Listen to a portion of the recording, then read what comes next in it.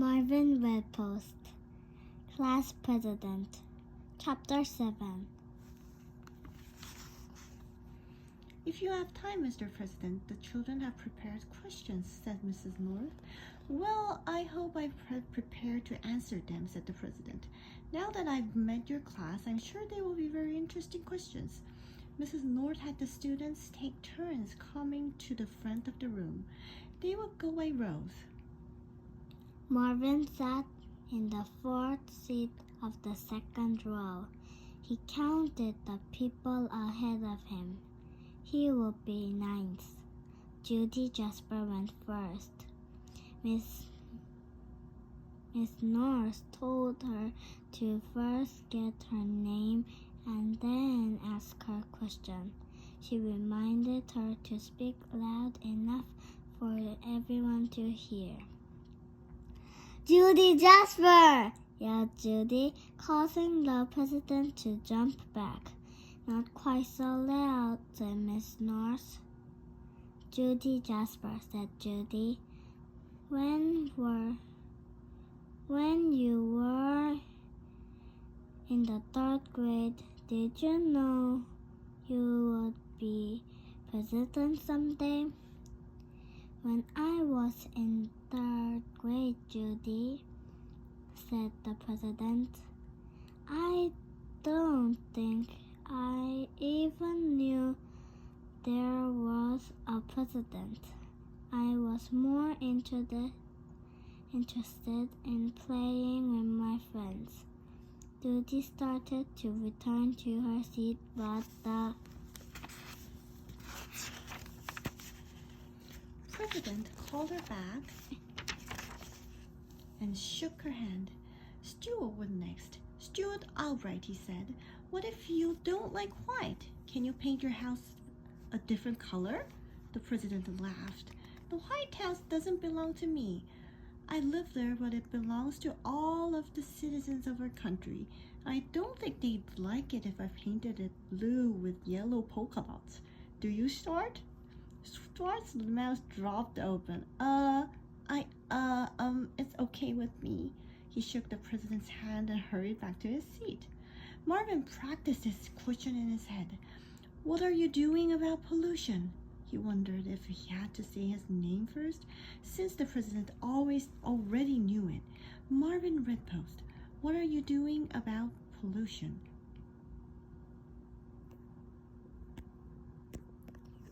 Mr. President, he had to remember to call him Mr. President. Clarence was next. "I have a two-part question," he said. "Okay," said the President. "Do you have a dog?" "Yes."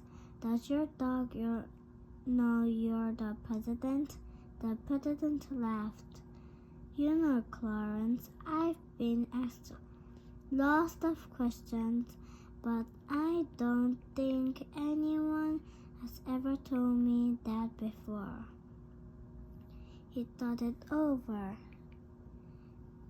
then said, "I don't think my dog cares if I'm the President. I have Pickles for 12 years. She was always made me feel as if I was the most special person in the whole world, even before I was president." Clarence shook the President's hand.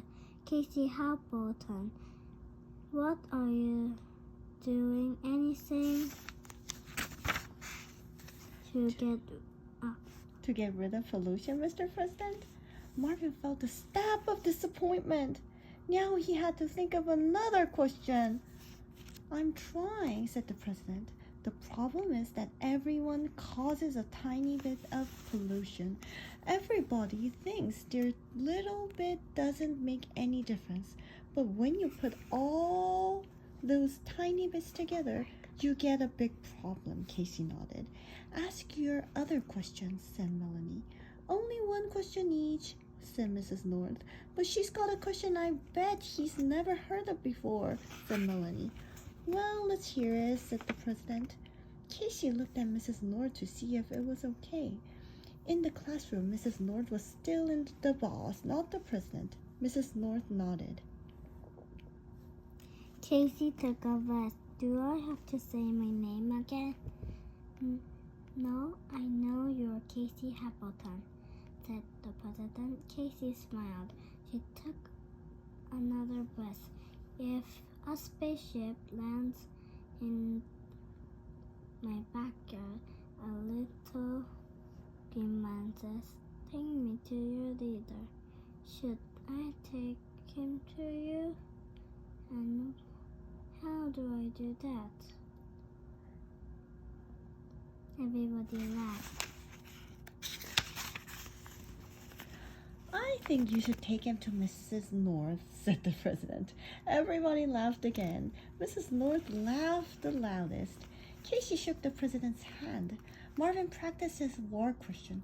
Marvin Redpost, are we going to get into a war anytime soon, Mr. President? Marvin Redpost, are we... It was Travis's turn. Hi, I'm Travis. Do you hate people who didn't vote for you? No. What really bothers me, Travis, is when people don't vote at all. It made me think they don't care about your country. Oh, good, said Travis, because my parents voted. They just didn't vote for you. The president shook his hand. Patsy Gatsby, said Patsy. She was the first person in Marvin's row.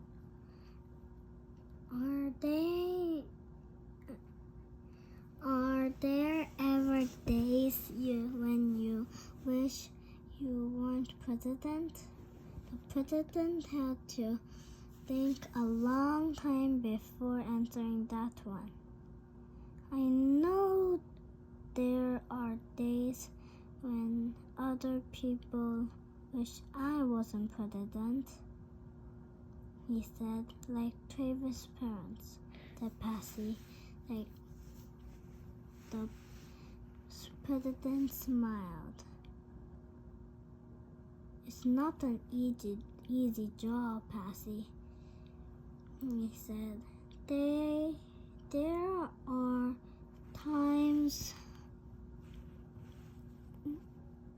when it would be nice to take a hike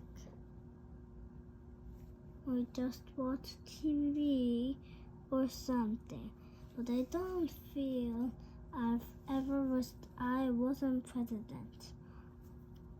I feel very proud to have been elected to serve citizens of this country.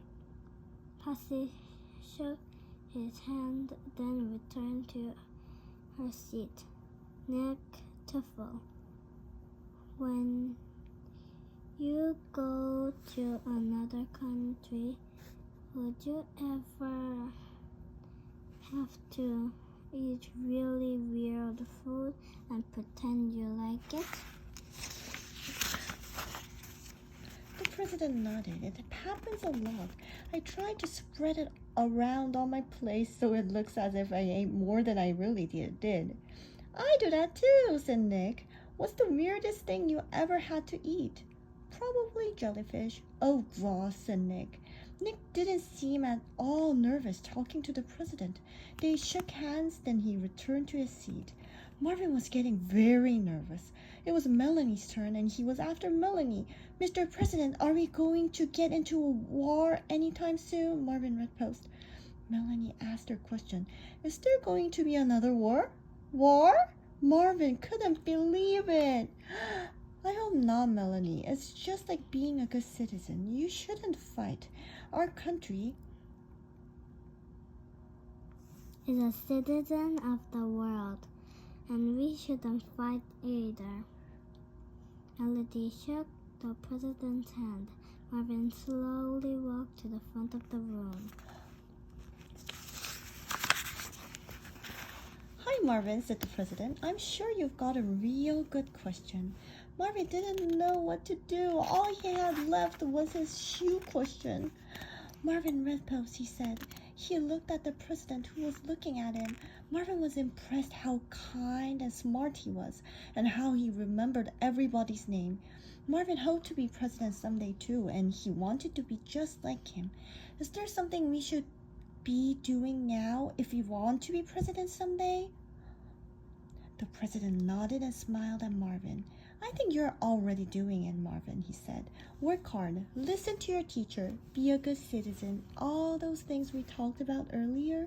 If you do that, then any one of you, Casey, Travis, Nick, Passy, might be president someday. The president put his arm around Marvin's shoulders. Take a good look at this bright young man here. You may looking at a future president. Marvin could see that all the cameras were pointed at him and the president. He tried not to smile. He didn't want to look goofy.